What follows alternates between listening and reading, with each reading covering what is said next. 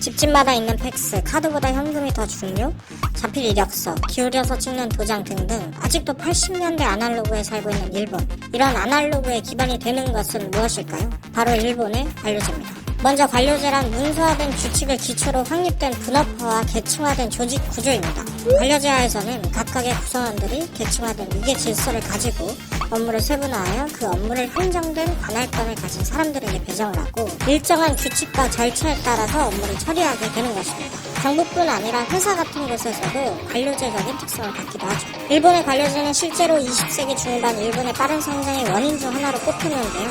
그 이유가 고용 안정성을 바탕으로 한 높은 충성심과 관리자와 피관리자 간의 긴밀한 관계 등 특징이 있었고 이상적인 모델이라고 생각을 했습니다. 하지만 거품 경제로 일본의 경제가 쇠퇴기를 걸으며 부정부패, 능력과 인맥 등으로 발전하고 싶은 욕구가 뚝 떨어지게 되어 단점들이 부각이 되었습니다. 단점.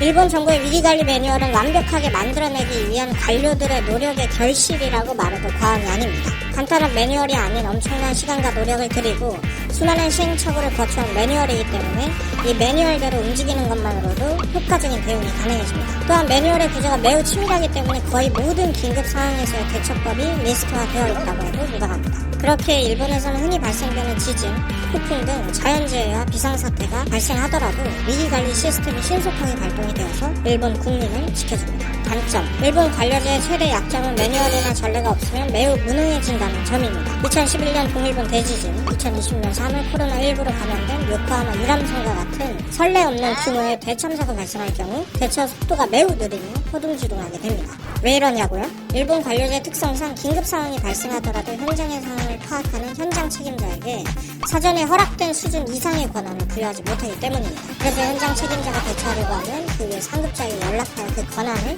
허락받아야 합니다. 더 큰 문제는 그 연락 방법이 유선전화, 대면 접촉, 서면 보고 등 극도의 아날로그 방식이므로 서로의 의사소통과 의사결정의 속도가 파멸적으로 매우 느립니다. 얼마나 느리냐면 예시로 일본의 코로나19 신규 확진자 집계 순서를 알려드릴게요. 우선 의사가 확진 환자 정보를 적은 발생 신고서를 작성해 관할 보건소로 팩스를 보내요. 보건소는 이를 확인해서 도쿄도로 팩스를 보냅니다. 이를 받은 도쿄도청 코로나 대책본부가 이를 취합해 발표를 합니다. 양성 판정부터 발표까지 총 3일이 걸립니다.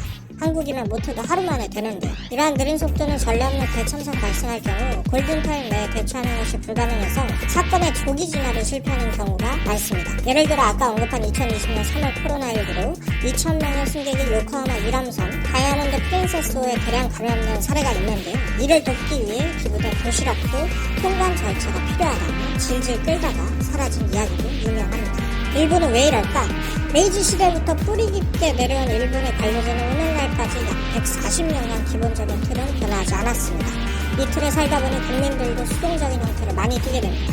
그래서 이러한 상황을 문제라고 인식조차 못했던 것입니다. 게다가 일본 국민 대부분은 책임졌다가 실패는 어떻게? 나는 가족도 있는데? 하며 폐쇄적이고 책임 회피형화가 되어 있다 보니까 전문가들이 아무리 지적해도 잘 받아들이지 않습니다. 사실 가장 큰 원인은 멈춰있는 경제입니다. 1990년대 버블 붕괴 이후 아날로그에서 디지털로 전환되는 시기에 일본 정부는 경기 부양책으로 거대한 터널, 다리건설 프로젝트에 돈을 썼으며 디지털 관련 인프라에 신경 쓸 관심도 여력도 없었다고 합니다. 일본 시장 자체가 새로운 회사의 진입, 창의, 규제 혁신에 약하다 보니까 인구가 1억 2천만 명인데 우리나라보다 스타트업이나 유니콘 기업이 훨씬 적습니다. 요약하자면 팩스를 대체할 무엇으로 치고 들어오는 기업도 없고 혁신도 문화 자체가 정체되었다는 이야기입니다. 물론 일본 관료들도 일본 사람들도 알고 있어요. 팩스도 도장도 쓰면 불편하다는 사실을. 오죽했으면 스가 내각 시절 디지털 개혁이 최우선, 부처의 팩스 폐지 이러면서 디지털 청을 만들었는데 이마저도 공무원 쪽에서는 엄청나게 비난을 해댔죠.